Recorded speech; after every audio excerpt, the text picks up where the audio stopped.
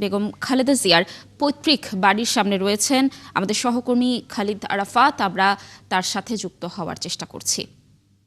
খালিদ, নিশ্চয়ই শুনতে পাচ্ছেন আমাকে? খালিদ, দর্শকদেরকে যেমনটি জানাচ্ছিলাম যে দেশের 3 বারের সাবেক প্রধানমন্ত্রী এবং বিএনপি চেয়ারপারসন বেগম খালেদা জিয়ার মৃত্যুতে তো সকলেই শোকাহত, কিন্তু তার পৈতৃক বাড়িতে আসলে এখন কি অবস্থা দেখছেন?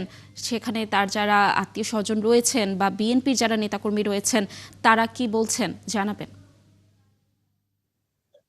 লাবণী, যেটি হচ্ছে যে আমি এই মুহূর্তে যে বেগম খালেদা জিয়া যে পৈতৃক বাড়ির সামনে আছি, এই বাড়িতে কিন্তু তার জন্ম, এবং এখানে কিন্তু যেটি হচ্ছে যে এখানেই কিন্তু তার ছোট থেকে বেড়ে ওঠা, এবং এখানেই কিন্তু শহীদ জিয়াউর রহমানের সঙ্গে এই বাড়িতেই কিন্তু তার বিয়ে হয়, এবং যেটি হচ্ছে যে তার ছোট থেকে বেড়ে ওঠা এবং পড়াশোনা থেকে শুরু করে সবকিছু কিন্তু এই বাড়ি থেকে, এবং এটিকে ঘিরে রয়েছে কিন্তু তার অনেক স্মৃতি। আহ, আমরা দেখতে পাচ্ছি যে বেগম তৈয়বা মজুমদার, তার খালেদা জিয়ার মা বেগম তৈয়বা মজুমদারের নামে কিন্তু এই বাড়িটির নাম হলো তৈয়বা ভিলা। এই তৈয়বা ভিলা কে ঘিরে কিন্তু দিনাজপুরের মানুষের মধ্যে কিন্তু অনেক স্মৃতি রয়েছে, অনেক এখানে অনেক, যেহেতু এই মহিষী নারীর জন্ম এখানে, এবং এখানে তার বেড়ে ওঠা, তার স্মৃতিকে ঘিরে নেতা কর্মীদেরও কিন্তু অনেক আবেগ রয়েছে এই বাড়িটিকে ঘিরে। যে তবে যেহেতু এখন এখানে কেউ থাকে না কেয়ারটেকার ছাড়া, তো সেখানে ডায়াগনস্টিক কে ভাড়া দেওয়া হয়েছে, আমরা দেখতে পাচ্ছি।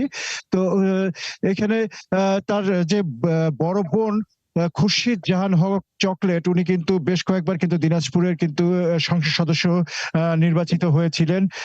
তো সেই খুরশিদ জাহান হক এখানে থাকতেন এবং তার ছেলেমেয়েরা এখানে থাকতেন। তো এখন যেহেতু ওই বাসাটাই কেউ নেই, শুধু কেয়ারটেকাররা রয়েছে, আর নেতাকর্মীরা এখনো এখানে আসেনি, তারা হয়তো এখানে আসবেন। তবে সবাই আমরা জানতে পেরেছি যে সবাই জড়ো হচ্ছেন, যে জেলা যে বিএনপির যে কার্যালয়, সেখানে জড়ো হচ্ছেন। তো এখানে এখন পর্যন্ত কাউকে তারা এখনো আসেনি, তবে এখানে আসার কথা রয়েছে। আর যেটি হচ্ছে যে এই আপনারা হয়তো জানেন যে বেগম খালেদা জিয়ার বাবা মার খবর কিন্তু দিনাজপুরে ফরিদপুর গোরস্থানে, তার বাবা ইস্কান্দার মজুমদার এবং তার মা তৈয়বা মজুমদার, তাদের কবর কিন্তু এই দিনাজপুরের ফরিদপুর গোরস্থানে।